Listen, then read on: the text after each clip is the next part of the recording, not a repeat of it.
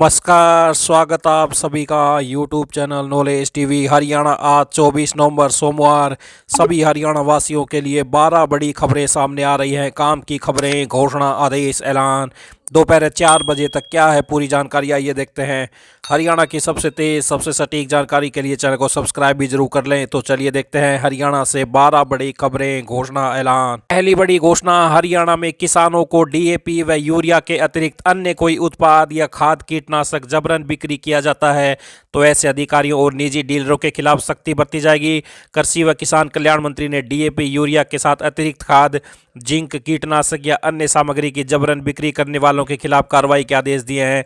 यदि कोई बाध्य करता है तो ऐसे डीलरों को प्रतिबंधित किया जाएगा। किसान चाहें तो वे टोल फ्री नंबर पर शिकायत दर्ज कर सकते हैं। कृषि व किसान कल्याण मंत्री श्याम सिंह राणा ने सभी सरकारी अधिकारी और निजी उर्वरक कीटनाशक डीलरों को सख्त आदेश दिए हैं। कृषि मंत्री का कहना है कि किसानों को अवांछित उत्पाद खरीदने के लिए मजबूर नहीं किया जा सकता। यदि इस तरह की कोई प्रथा या परंपरा जारी रहती है तो केंद्र और राज्य सरकार के आदेशों का सीधा उल्लंघन मानी जाएगी। कोई भी अधिकारी या डीलर इन नियमों का उल्लंघन करता पाया गया तो उसे किसी स्थिति में बख्शा नहीं जाएगा।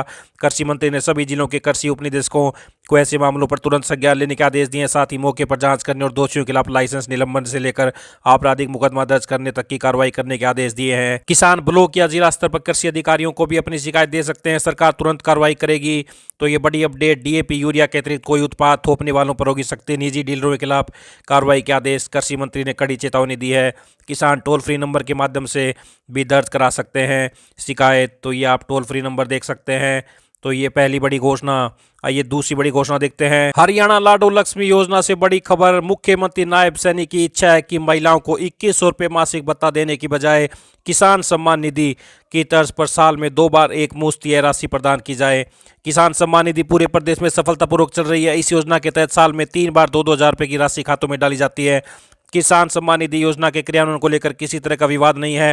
लाडो लक्ष्मी योजना में महिलाएं साल में 25,200 रुपये मिलने प्रस्तावित हैं। 6 महीने में एक मुश्त दी जाने वाली राशि 12,600 रुपये होगी। तो बिहार में मुख्यमंत्री महिला रोजगार योजना में महिलाओं के खाते में एक मुश्त 10,000 रुपये डाले गए हैं। तो हरियाणा के मुख्यमंत्री नायब सैनी के निर्देश के बाद लाडो लक्ष्मी योजना के लाभ के लिए संचालित ऐप में बदलाव लाने की प्रक्रिया भी शुरू कर दी है। समाज कल्याण विभाग के मंत्री कृष्ण कुमार बेदी चाहते हैं कि महिलाओं को एक मुश्त भी राशि मिले और मासिक भी मिले। उनकी सोच है कि 2100 रुपये मासिक में से महिलाओं को 1100 रुपये मासिक प्रदान किए जाएं और बचे हुए 1,000 रुपये उन्हें हर 6 महीने में दिए जाएं। कई अधिकारी इससे सहमत नहीं है। वे मुख्यमंत्री नायब सैनी की सोच का समर्थन इसलिए करते हैं क्योंकि महिलाओं के खातों में 6 महीने बाद एक मुश्त 12,600 रुपये आएंगे तो इस राशि का सकारात्मक इस्तेमाल कर सकेंगे। तो वहीं महिलाओं का डर भी खत्म करेगी सरकार। ऐप में सबसे बड़ा बदलाव यह किया जा रहा है कि पीपीपी व लाडो लक्ष्मी ऐप में दर्ज महिलाओं के खाते अलग अलग हैं। अब सिर्फ एक ही खाते के स्थान पर एक से अधिक खातों को जोड़ा जा सके। महिलाओं ने इस डर से ऐप में अलग खाते दर्ज किए थे कि कहीं उनसे मिलने वाली राशि उनकी आय में न जुड़ जाए और वे बीपीएल श्रेणी से बाहर न हो जाएं।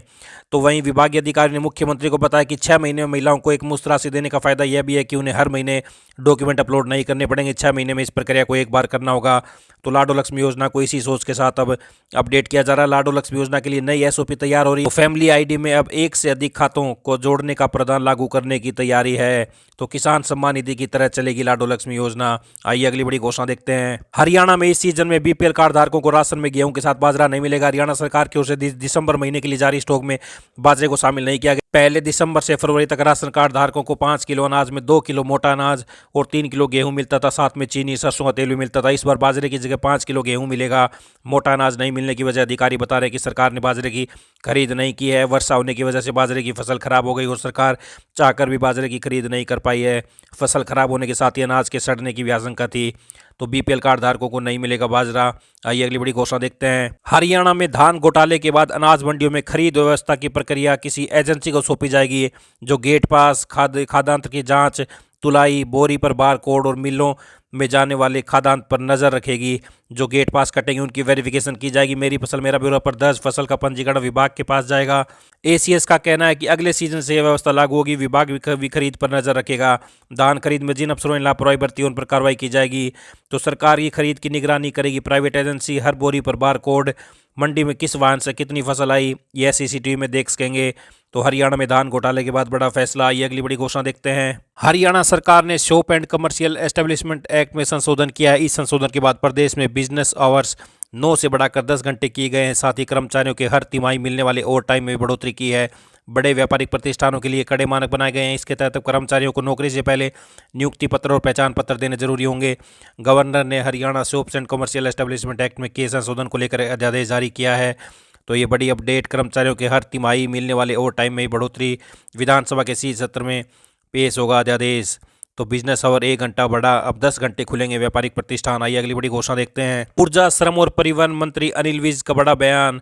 रोडवेज की बसों में ट्रैकिंग सिस्टम लगा रहे हैं। इससे बस चालक यदि रूट बदलेंगे तो अधिकारियों और मेरे पास तुरंत मैसेज पहुंच जाएगा। तो रोडवेज बसों में बड़े बदलाव किए गए हैं। इसके लिए सॉफ्टवेयर बनाया जा रहा है। बस अड्डों पर स्क्रीन लगेगी, इससे यात्री को पता लगेगा कि बस उस वक्त तक कहां पहुंची है। तो बड़ी अपडेट आई। अगली बड़ी घोषणा देखते हैं। नए साल में जनगणना वाले कई सवाल लेकर आपके घर पर दस्तक देंगे। वे घर के निर्माण से लेकर उसके उपयोग के बाबत तमाम जानकारी एकत्रित करेंगे। मसलन सौर ऊर्जा से लेकर इंटरनेट के इस्तेमाल तक की जानकारी मांगी जाएगी। तो घर निर्माण से लेकर इंटरनेट उपयोग तक की देनी होगी जानकारी। पहले चरण के लिए मकान से जुड़े 30 से ज़्यादा सवाल तैयार, जल्द जारी होगी अधिसूचना। आइए अगली बड़ी घोषणा देखते हैं। हरियाणा के शहरों को वायु प्रदूषण से निजात नहीं मिल पा रही है। रविवार को भी 7 जिलों की हवा की गुणवत्ता काफी खराब रही। इससे निपटने के लिए राज्य प्रदूषण नियंत्रण विभाग ने कार्रवाई शुरू कर दी है। जब से वायु प्रदूषण का स्तर बढ़ा था, उसे बहादुरगढ़, सोनीपत, पानीपत और रेवाड़ी की 210 से ज्यादा फैक्ट्रियों पर कार्रवाई की जा चुकी है। आइए अगली बड़ी घोषणा देखते हैं। प्रदेश में पिछले 24 घंटे में रात का तापमान 0.8 डिग्री कम हो गया है। तो आगे कैसा रहेगा मौसम वैज्ञानिकों का कहना है कि 28 तक मौसम शुष्क रहने की संभावना है। उत्तर व उत्तर पश्चिम से हल्की से मध्यम गति से हवा चल सकती है, जिससे सुबह शाम ठंड बढ़ेगी। वातावरण में नमी की अधिकता के कारण कहीं कहीं सुबह के समय हल्की धुंध भी पड़ सकती है। 27-28 नवंबर को आंशिक बादल की संभावना जताई जा रही है। आइए अगली बड़ी घोषणा देखते हैं। नवोदय विद्यालय सत्र 2026-27 के लिए कक्षा 6 में प्रवेश हेतु परीक्षा का आयोजन 13 दिसंबर 2025 को प्रातः 11:30 बजे से दोपहर 1:30 बजे तक कराया जाएगा। कक्षा 6 में प्रवेश के लिए परीक्षा 13 दिसंबर को। ये सभी हरियाणा वासियों के लिए आज शाम 4 बजे तक की बड़ी खबरें, घोषणा, ऐलान, हरियाणा की पल पल की अपडेट सबसे पहले यहाँ मिलती रहेगी। चैनल को सब्सक्राइब जरूर कर ले। सब्सक्राइब करने के बाद घंटी का बटन जरूर दबाएं।